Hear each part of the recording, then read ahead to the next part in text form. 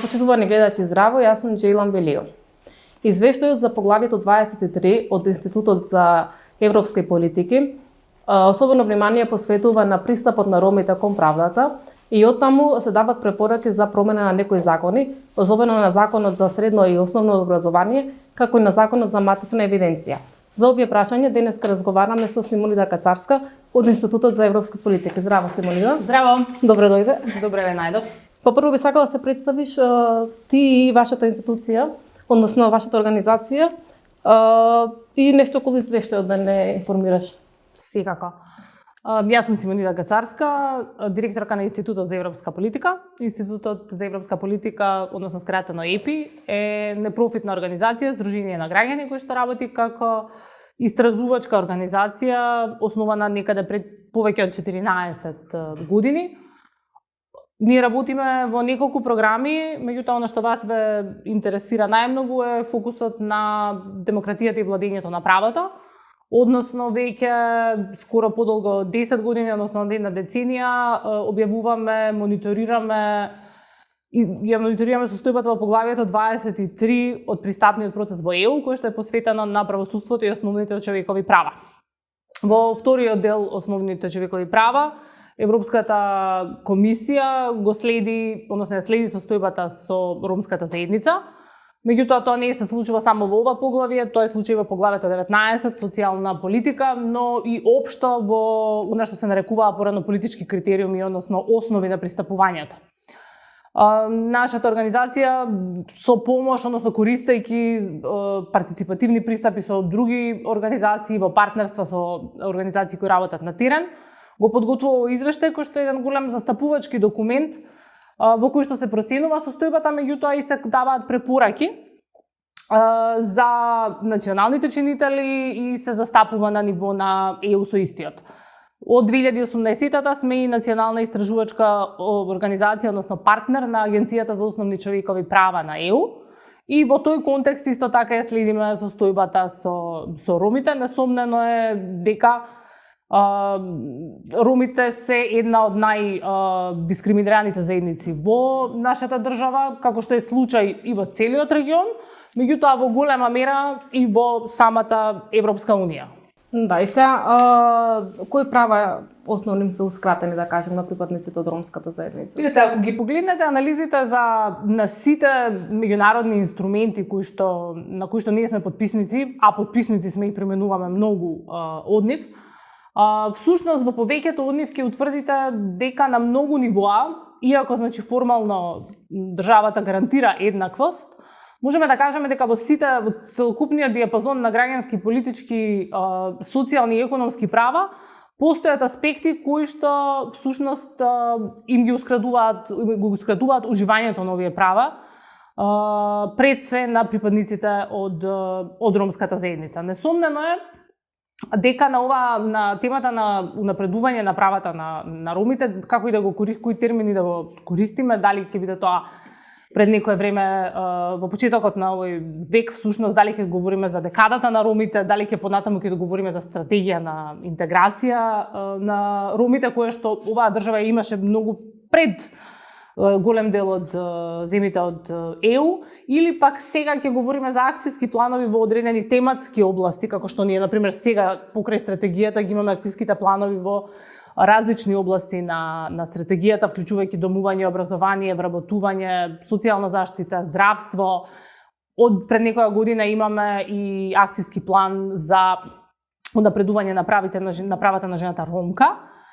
Всушност, од целиот овој диапазон гледате дека постои потребен фокус во сите области. Моje лично мислење, меѓутоа, и ако ги погледнеме меѓународните извештаи, веројатно од независноста, веројатно можеби малку повеќе во последните 25 години, најголемиот напредок според мене, каде што можеме да го видиме, е всушност преку инвестицијата во образованието, меѓутоа пред се во еден фокус на тоа, во една димензија. А тоа е зголемувањето на вклученоста на ромските деца во сите степени на образовниот систем, што беше резултат на неколку системски интервенции, кои што почна уште во почетокот на 2000-тите, преку врзување на условена социјална помош, преку ромските стипендии и така натаму, така да во мојата сега веќе 20 годишна кариера можеме да видиме јасен напредок во бројките на тоа колку имате високо образовани роми, односно колку сте се обиделе да го прилагодите системот да ги прими и тука и надвор. Да им дадете поддршка во целокупниот тој процес, бидејќи несомнено дека заедницата се соочува со многу повеќе нееднаквости од останатите заедници. Многу сложен е проблемот. Да, меѓутоа пак сега го имате тој голем напредок во образованието, но како што и забележувате сами, остануваат одредени прашања кои што се нерешени, како што е се уште прашањето на сегрегација на ромите, ученици, за кои што, например, во изминатата година имате мислења на Комисијата за заштита од дискриминација, имате дури на некој ниво ја поврзуваме и прецедентната пресуда на Врховниот суд во однос на малолетничкиот дом во Волковија, со тоа што нема услови со тоа што не се обезбедуваше образование. Имаше пресуда од Врховниот суд за тоа. Имаше прецедентна пресуда од Врховниот суд, меѓутоа имате и пресуди од Европскиот суд за човекови права. Значи, од една страна вие сте обезбедиле зголемен број на, ако гледаме системски во 2 децени, сте го зголемиле бројот на образовани роми, меѓутоа истовремено имате делови од државата каде што се уште постои сегрегација, каде што се формираат само ромски паралелки. Одреден период се боревме исто така со начинот на кој што ромските деца беа изолирани во паралелки за деца со посебни потреби. Не сум сигурна колку е сега, меѓутоа не е толку проблемот голем колку што е широко распространет како што беше пред 2 децении кога јас сум ја започнала својата кариера. Меѓутоа, од она што веројатно сум го научила во овие 2 децении е дека мора да имате системска интервенција, системска поддршка, долгорочна, што е успехот во образованието, меѓутоа не може да се откажете во одредени области каде што ќе се појават овие проблеми кои што ги споменав, кои што се уште перзистираат заедно со ниската вклученост која што генерално има оваа држава во децата во предучилишниот систем, меѓутоа тоа е многу поизразено кај ромската заедница. Јасно. А што прави државата за заштита, да кажам, на правата на жените ромки, бидејќи тие се повеќе наметани или заедно со младите? Постои малолетничката бременост, што исто така се поврзува со непосетувањето на настава, пример девојчињата што не продолжуваат со средно образование, најчесто влегуваат рано во брачни врски, па добиваат деца и слично. И сега дали постојат некои мерки од државата? Не знам, секако постојат, но како се имплементираат тие? Постои, го споменав уште претходно, значи посебен план за заштита, односно за напредување на правата на жената ромка и на девојчињата ромки, каде што се идентификуваат и се таргетираат, значи, овие прашања. Меѓутоа, спроведувањето на тие планови најчесто бара голема меѓусекторска координација и која што ни е една од најслабите точки. Ако го поврземе, ако погледнеме исто така се навратам на точка каде што започнав, меѓународните извештаи всушност ќе повеќето извештаи и инструменти во однос за заштита на човековите права утврдуваат дека ромите, меѓутоа се најмногу дискриминирана заедница, меѓутоа ако погледнеме дека како најранливи заедници, дополнително помали заедници, тоа се жените од етничките малцинства, тука вклучително значи ромките, и во жените во руралните средини, пак особено исто така од одредени етнички групи. Така да на овие групи всушност се прекршуваат, односно се пресекуваат неколку нивоа на дискриминација. Значи, родовото, етничкото, можеби тука, ако веќе говориме за луѓе со посебни потреби или некој што се жена која што се грижи за дете со посебни потреби, односно она што се нарекува интерсекцијска дискриминација, несомнено дека тие имаат многу поголеми потреби, едноставно се на неколку нивоа се потребите за заштита. И тука веројатно ова е една од најслабите карики кои што ги имаме. Ако го надоврземе на ова пак прашањето исто така, например, на борбата против значи насилството против жените и родово базираното насилство, проблемот станува уште покомплексен, бидејќи тука, иако ние имаме некој напредок на формално ниво на согласување и со Истанбулската конвенција и така натаму, имплементацијата не оди секогаш многу ниту лесно, бидејќи ова се прашање на кои што барате системски одговор од полицијата, обвинителството, шелтер центрите, центрите за социјална работа, и тоа е, например, често пати кога се соочуваме со овие прашања на кои што не можете да лоцирате едната одговорна институција, многу често пати поради недоволна координација, соработка, поради тоа што некој во тој систем ќе едноставно нема да испорача, не можат луѓето не може да добијат заштитата. Значи ова веќе не е ни прашање на друга форма на уживање права, не може да добијат заштитата која што треба да им ја пушти системот. А дали државата ги има потребните капацитети за да ја даде таа заштита? Тоа се поставува како прашање, бидејќи често пати кога работиме со различни институции и бараме нели одговорност и поврзаност нивна, си ја префрлат топката како не сме ние надлежни, другото министерство или не знам другиот центар за социјална работа, а уствари кога ќе стапиме во контакт со нив, самите вработени кажуваат дека некогаш немаат капацитети, дека самата држава нема шелтер центри, нема доволно, не знам, психолози, нема доволно социјални работници, и како тоа да се реши? Видите, градењето на капацитетот, мислам дека сите веќе сме свесни дека не може да се случи преку ноќ. Тоа е прашање и на финансиски средства, меѓутоа и на градење на сочување на тие финансиски средства во градење на капацитетите. Јасно е дека центрите за социјална работа во голема мера честопати не може да се справат со обемот на работа кој што го имаат, и со овие поспецифични прашања јасен е недостатокот на специјализирани услуги, и веројатно е нешто на кое што ќе мора многу долгорочно да се работи на неколку димензии, имајќи предвид исто така дека ова се прашања кои што честопати, исто така тоа што не го споменавме, се споделени одговорности и помеѓу централната власт како креатор на политиките, меѓутоа многу од овие услуги се на локално ниво. За спроведување се надлежни, значи локалните власти или институциите кои што се наоѓаат на локално ниво, кои што пак честопати се дури најчесто во полоша состојба отколку централна. Јасно, да. Секако го оценувате пристапот на ромите до здравствена заштита и социјални услуги, социјални трансфери, социјални права? Видете, ние баш веќе некое време работиме на тоа колку реформата од 2019 година на социјалната политика допира на социјалната заштита, допира до делот ромската заедница. Тешко е да направите генерализација. Мислам дека е полесно да се направи проценка на тоа колку веројатно ние за некое време треба да се направи проценка колку таа реформа на системот за социјална заштита ги исполнува барањата на рандливите групи, меѓу кои во голема мера би биле дел од ромската заедница. Значи не целата ромска заедница, не можеме да го генерализираме, меѓутоа јасно е дека тука повторно покрај едноставно за обезбедување на тие права од социјалната заштита, ромската заедница се наоѓа пред дел од ромската заедница е многу повеќе погодена од, например, недостатокот на документи, значи немањето на лична документација, што е нешто што државата во изминатите неколку години го реши и веројатно го решава многу подобро од други држави. Го решава, меѓутоа сепак во голема мера постави некој прецедент, добар пример.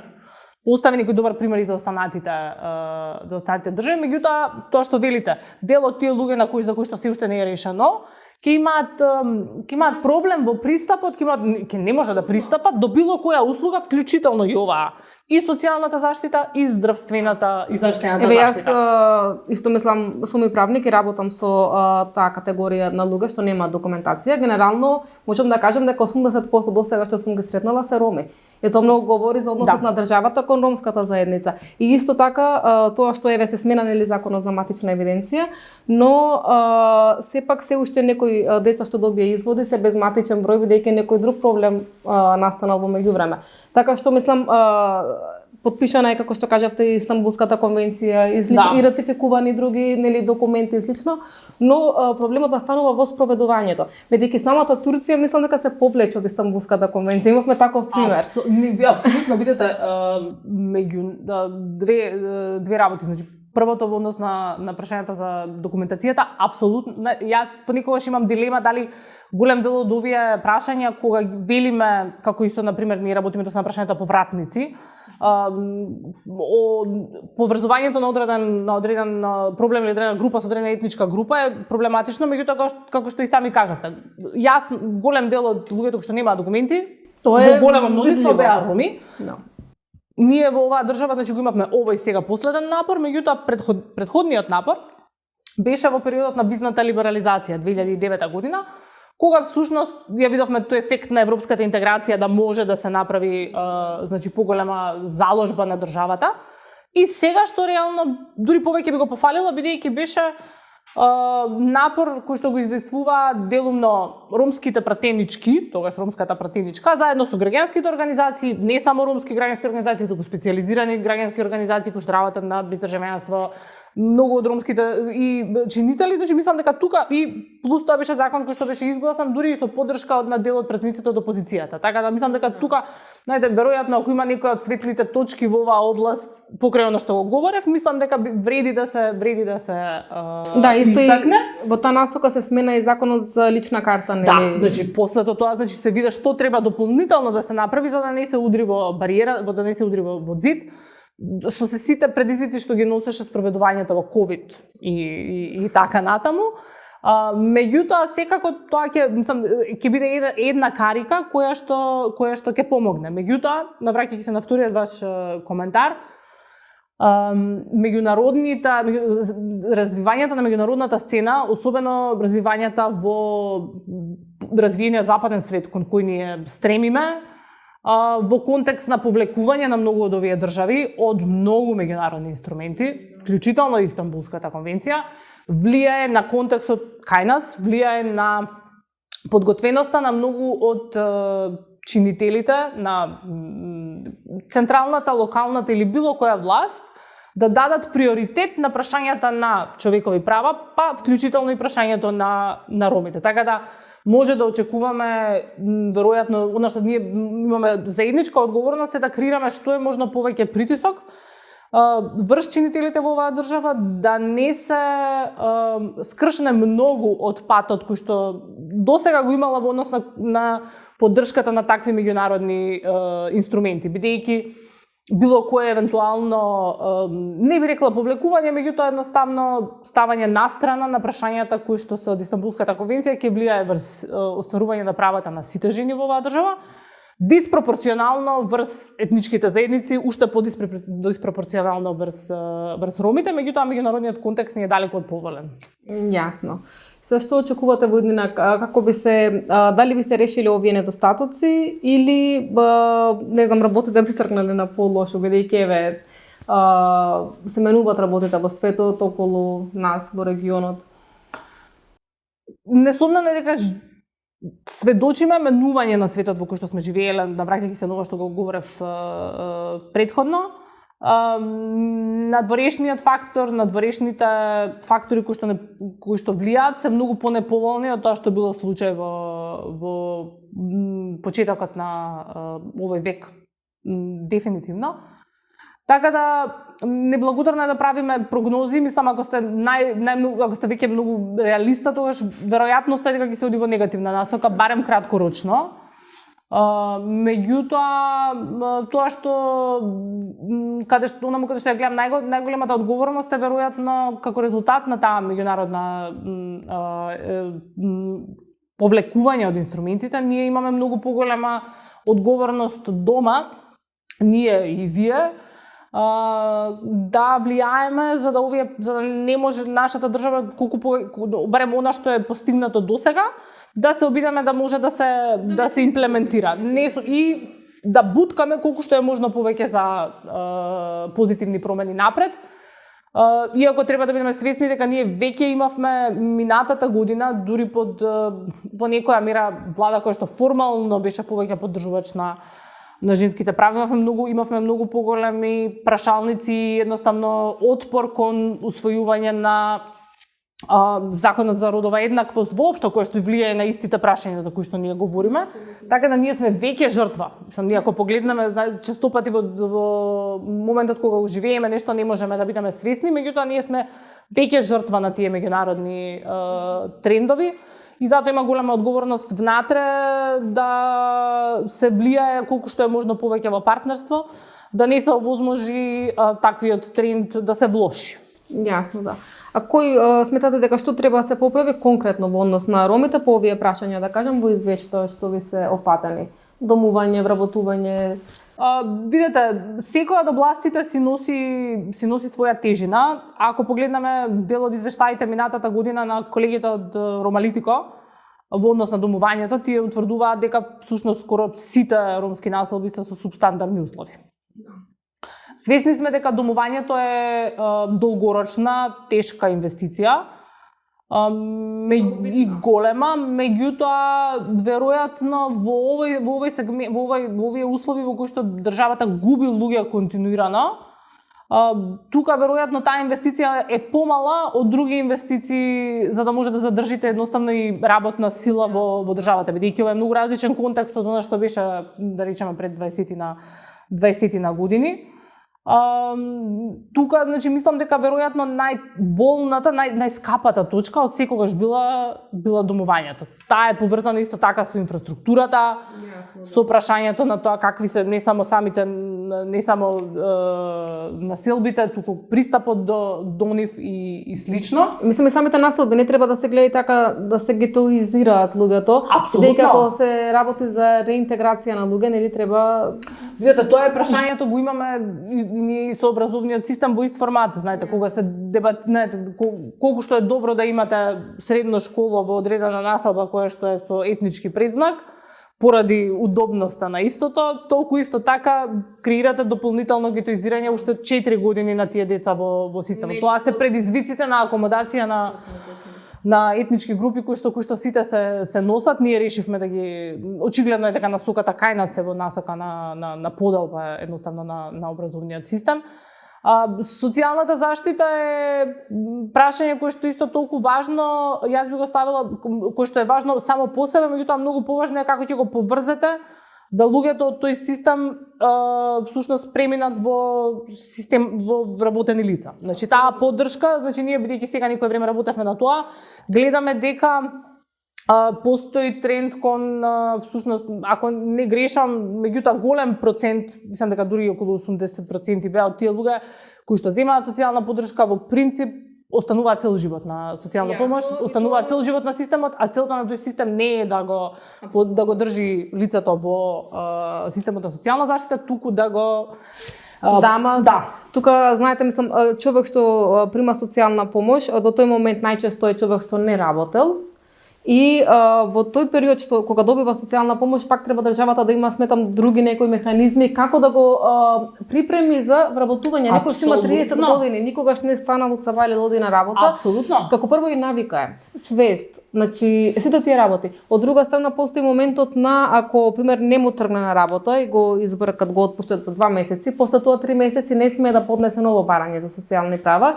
Има некои такви ситници што смета. Не, има многу прашања кои што се исто така кога се цели семејства на товарот на социјалната на системот за социјална заштита. Честопати, мислам, сме дискутирале ние многу решенија да се дозволи на едно лице да има некаков приход, премногу е рестриктивно. И едноставно, знаете, има и во самата, мислам, и во самиот закон постојат така наречени индивидуални планови за вработување и слично, кои што никој од нив, мислам, кои што многу малце се имплементираат во одредена мера, подалеку од тој момент на испораката на самата социјална помош, која што си има пак други своји предизвици. Така да, мислам дека тука некои од овие политики и прашања државата бидејќи ги решава доста долг период. Мислам, не би рекла дека е тоа се занемарено, но не сум сигурна дека имаме проценка на точно каде сме сега со сите предизвици, повторно ќе речам, на тоа дека ние многу брзо, ако не сама и веќе сега имаме недостаток на пазарот на труд, на работна сила, не можете да си дозволите толков процент на работоспособно население да не креирате многу по-специфични инструменти за да може да ги вклучите во пазарот на труд, иако и тука има секако некој напредок, но не сум сигурна дека можеме да чекаме, како например навраќајќи се на оној пример кој што го кажав претходно, не сум сигурна дека можеме да чекаме како со образованието 20 години за да имате резултати. И исто така мораме да чекаме. И вработувањето е поврзано со образованието, што многу луѓе сега на 30 годишна возраст немаат завршено формално образование, тие мислам знаат да пишуваат, да читаат и слично, но немаат диплома. А за вработување најчесто барем средно образование треба да има завршено. Така што сите проблеми мислам дека се поврзани и не се знае од каде да се тргне за решавање. Да, веројатно она што ќе бидеме, мислам дека не го спомнавме доволно, е прашањето на системското прашање на тоа дека ромската заедница, како што е утврдено, како бидејќи е најмногу предмет на дискриминација, има голема исто така недоверба према државните институции. Во многу од овие области, особено кон полицијата, кон оној репресивен апарат кој што го велиме, тие имаат многу мала доверба, всушност најмногу недоверба. Систем најчесто се подпираат на разни форми на неформално организирање, се формираат и на граѓански организации за да им дадат поддршка. Мислам дека големиот предизвик всушност ќе биде да се институциите да креираат еден имидж или да креираат однос према ромската заедница со кој што ние ова ќе го надминуваме со време. Ова се прави преку случаи, поднесување на случаи пред судовите, пред Комисијата за заштита од дискриминација како тело, пред Народниот правобранител, и мислам дека тука веројатно овие институции пак имаат голема одговорност исто така преку утврдувањето на прецедентни случаи на прекршување на правата, било дали ќе ги кажеме дека е дискриминација или прекршување на друга форма на прекршување на права, да ги натераат всушност институциите да ги подобрат услугите и спроведувањето на одредени закони, како веќе да го концепираме, за да може да се подигне таа свест. Мислам дека веројатно ова дел од овие пресуди што ги споменавме претходно придонесуваат натаму, меѓутоа мислам дека е потребно многу повеќе активизам и од страна, например, тука некаде ја гледам улогата и на ромските организации преку стратешки тужби кои што делумно и се прави, преку покренување на стратешки случаи, за да може да се илустрираат различните основи врз кои се прекршуваат правата всушност на оваа заедница, за да може на крајот да живееме во подобра држава за сите, бидејќи тоа ќе овозможи поголемо почитување на правата на сите. Точно. Само би додала дека и државата треба да работи воопшто на освестување на сите луѓе во нашето општество со спроведување на политики кои што обединуваат на некој начин, некои што ги делат луѓето на етничка основа. Бидејќи и еве и пресуди да имаме од било кој орган слично, некој може да ја прифати пресудата, но тоа да не значи ништо, да не смени ништо во неговото однесување. Така, ние не бараме, например, службеници кои што ќе бидат добри со, да кажем, припадниците на ромската етничка заедница, туку што ќе ги сватат навистина нивните потреби. И на тој начин, нели, малку треба да се работи на општествената свест целосно, а не само на носење на некои, не знам, декларации и слично. Ви благодарам за разговорот, да не имате да додадете нешто плюс. Не, мислам дека тоа ми беше последната точка на довербата, ми беше многу важна и ја додав. Точно. Фала многу.